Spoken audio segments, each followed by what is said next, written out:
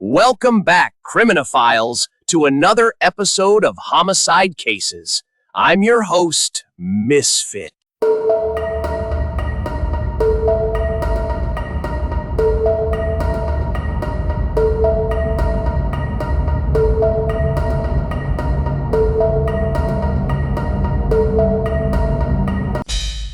I'm Roberto Arguelles, better known as the Salt Lake City Strangler.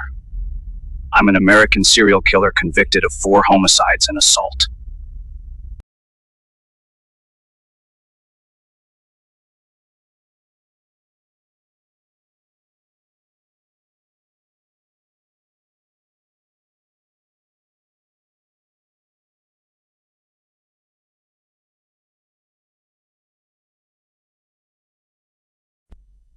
The Salt Lake City Strangler, a comprehensive forensic and legal analysis. The criminal history of Roberto Arguelles, historically identified by the media as the Salt Lake City Strangler, represents one of the most significant failures of the juvenile and adult correctional systems in the state of Utah. Spanning from the late 1970s until his death in 2003, Arguelles' trajectory from a delinquent teenager to a lethal serial predator highlights critical vulnerabilities in psychiatric evaluation, parole oversight, and the legal complexities of capital punishment voluntarism. The case is characterized by a repetitive pattern of predatory sexual violence, institutional inability to provide effective intervention for unmotivated offenders, and a final self-inflicted medical crisis that bypassed the state's intended judicial resolution. The developmental issues and the geography of early predation. Roberto Arguelles was born on February 14, 1962 in Cairns, Utah. The socio-environmental factors of his upbringing, though limited in the public record, emphasized a childhood marked by intensive labor and geographical isolation. His stepfather moved the family to a pig farm in Salt Lake City during Arguelles' formative years, a location that would later serve as a recurring anchor point for both his early violent impulses and his terminal criminal acts.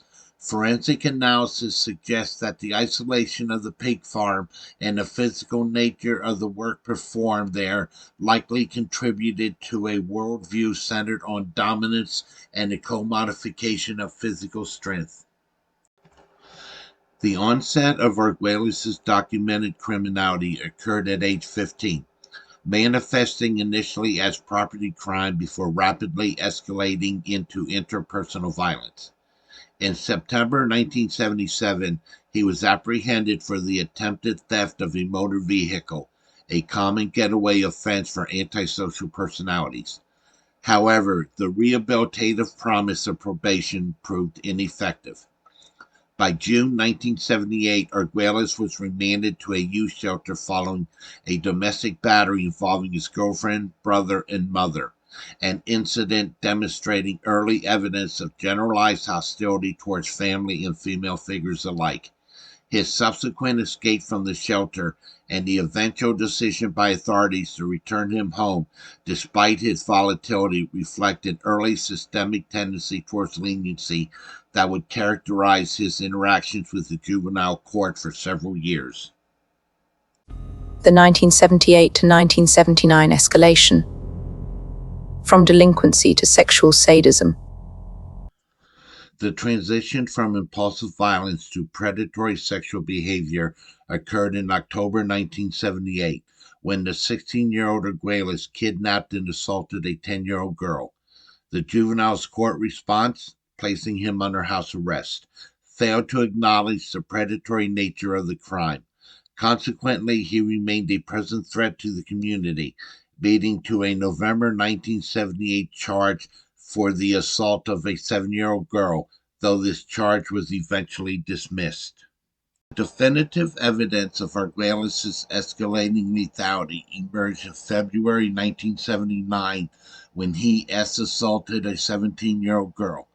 This conviction led to his internment at the State Youth Development Center in Ogden, with a recommendation that he remain detained until the age of 21.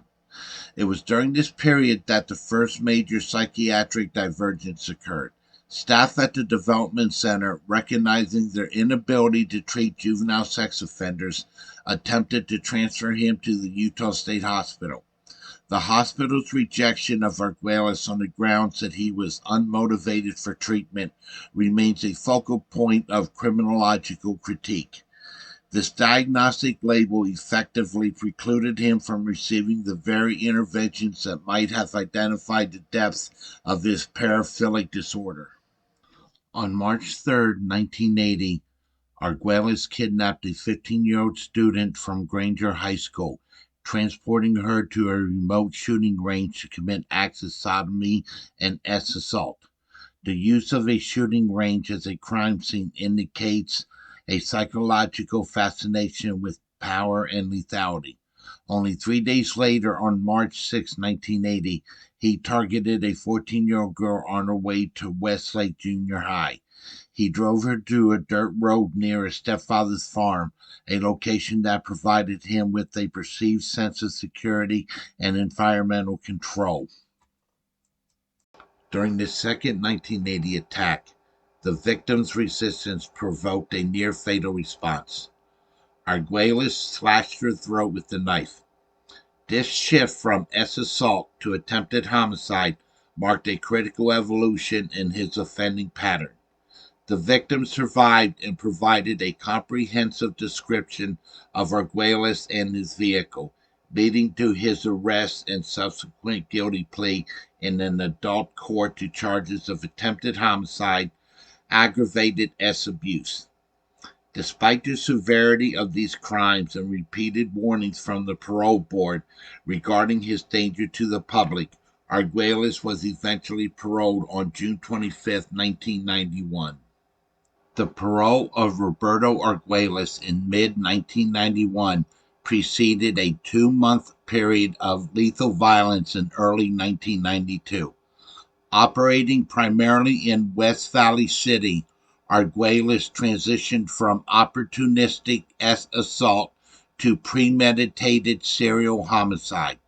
The victims of this period varied in age, but his methodology consistently involved abduction followed by extreme physical violence. Victims of the 1992 spree.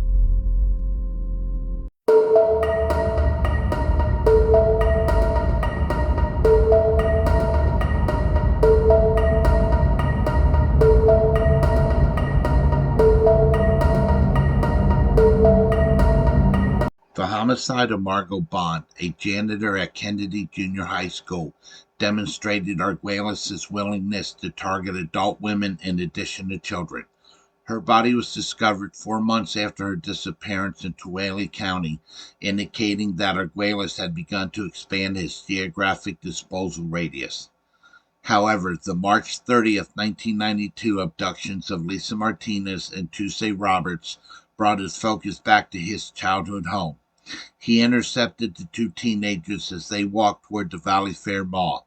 In his subsequent confessions, Arguelles detailed the highly frenzied attack of Martinez, using a wood chisel to inflict 43 stab wounds, while Roberts was strangled with a rope, a manual method of killing that requires significant physical proximity and time, reinforcing the Strangler moniker. Apprehension and investigative breakthroughs.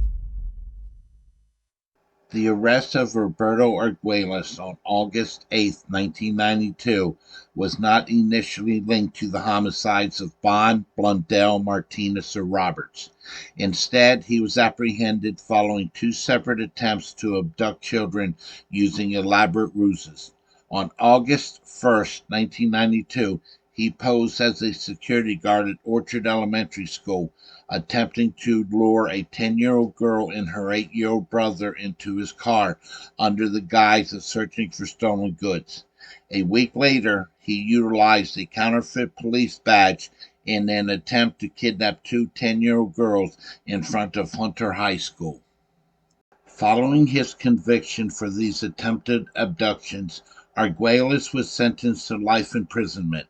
While in prison, his behavior remained erratic. He began bragging to cellmates about the 1992 homicides and attempted to extort ransom from the victims' families, demonstrating a continued commitment to psychological torment.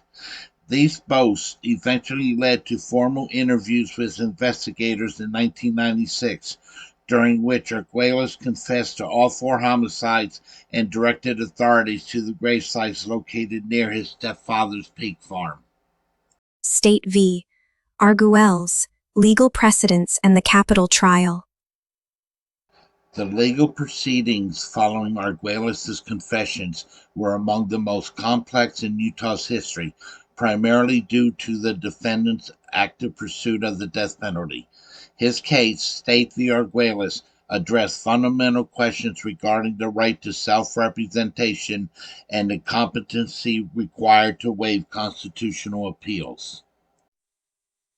Procedural hurdles and conflicts of interest.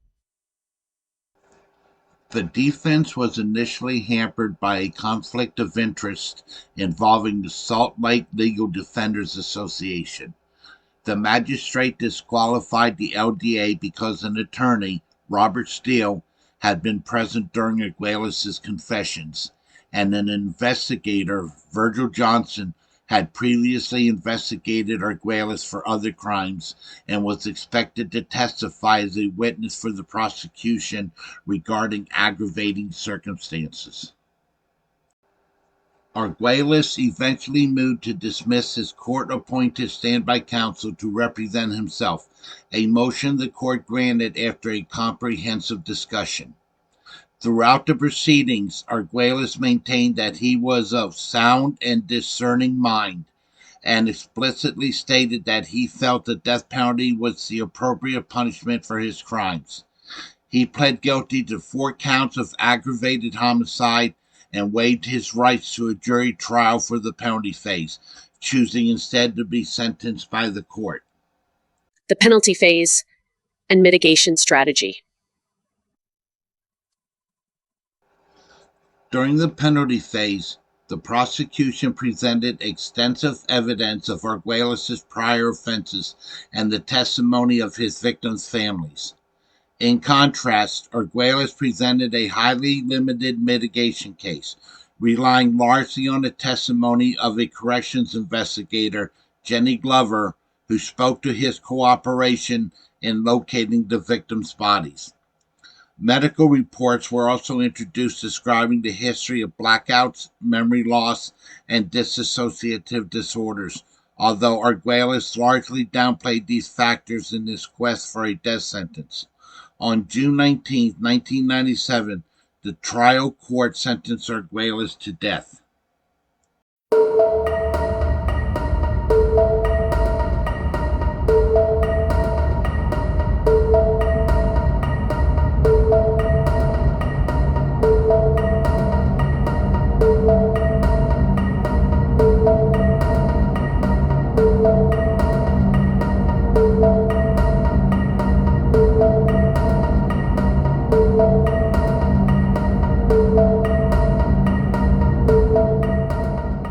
Psychological instability and clinical collapse.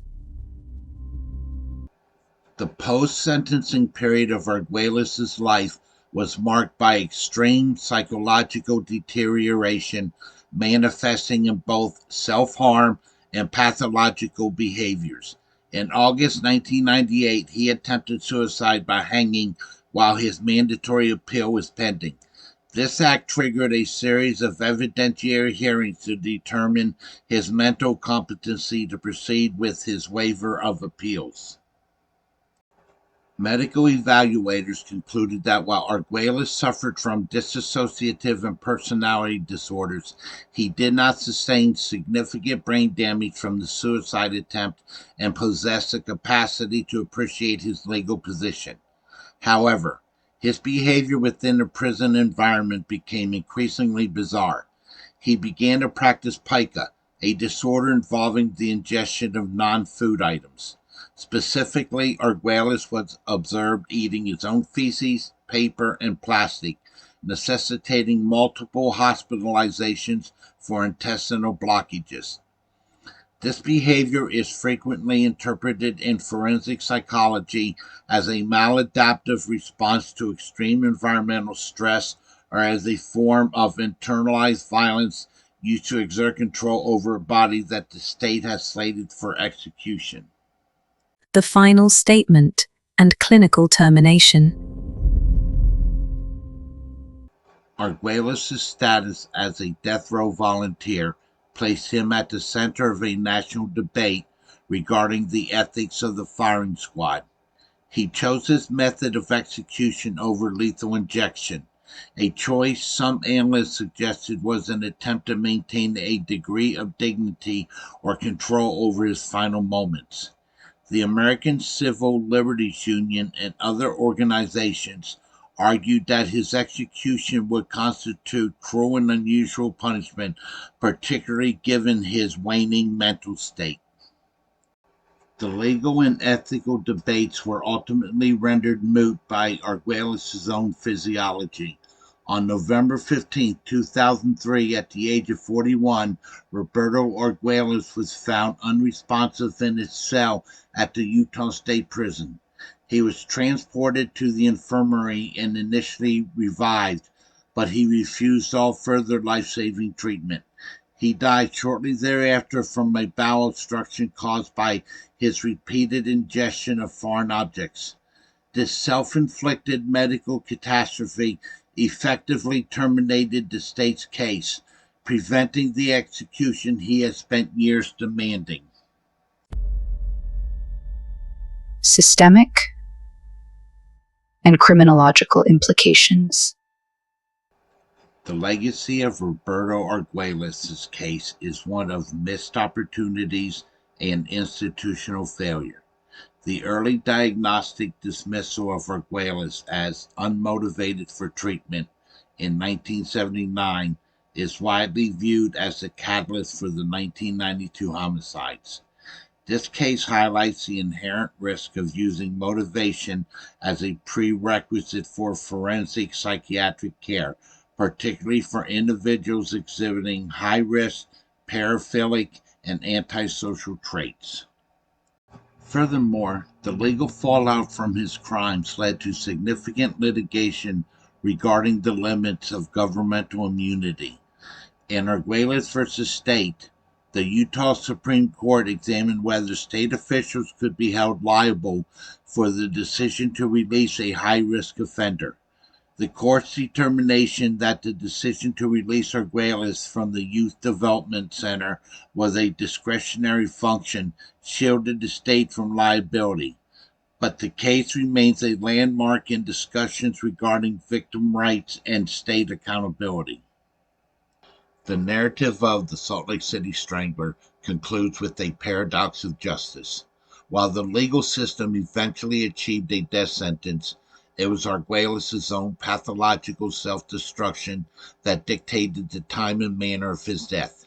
His case continues to serve as a critical study for forensic professionals and legal scholars exploring the boundaries of mental health and the machinery of capital punishment in the United States.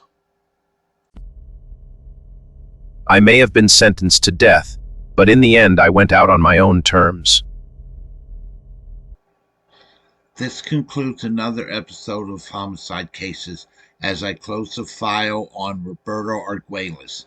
Join me next episode where I'll be opening the file on John Armstrong. Thank you for watching. If this is your kind of content, then give me a like and follow. It will help me keep this series going. Goodbye, and as always, stay safe.